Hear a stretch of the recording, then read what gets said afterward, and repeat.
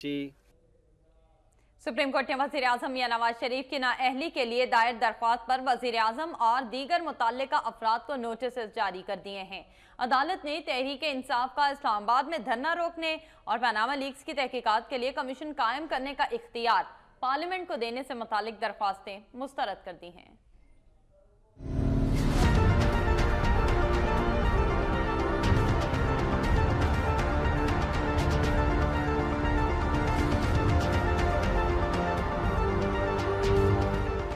Chief justice Anwar Zaheer Jamali की सरबराही में supreme court के 3 रुकनी बेंच ने पैनामा लीक्स के मामले पर दायर दरख्वास्तों की समाअत की। तहरीक इंसाफ के वकील हामिद खान ने इब्तदाई दलाइल देते हुए कहा कि इस साल अप्रैल में वजीर आजम का नाम पैनामा लीक्स में आया था, जिसके बाद उन्होंने 2 मरतबा खुद को एहतसाब के लिए पेश करने का कहा, लेकिन इस पर अमल दरामद नहीं किया गया। तमाम इदारों से मायूस होकर उनकी जमात इंसाफ के लिए सुप्रीम कोर्ट में आई है।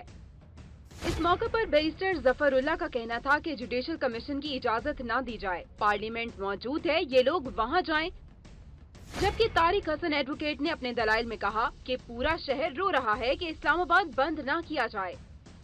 चीफ जस्टिस अनवर जहीर जमाली ने अपने रिमार्क्स में कहा कि आप चाहते हैं कि ये काम भी हम करें, हम किसी सियासी मसले में नहीं पड़ेंगे, लेकिन इंतजामिया शहरियों को उनके हकूक देने में नाकाम रही तो मुदाखलत करेंगे। जबकि फरीकैन को सुनकर पनामा लीक्स पर जुडिशल कमीशन के हवाले से फैसला करेंगे।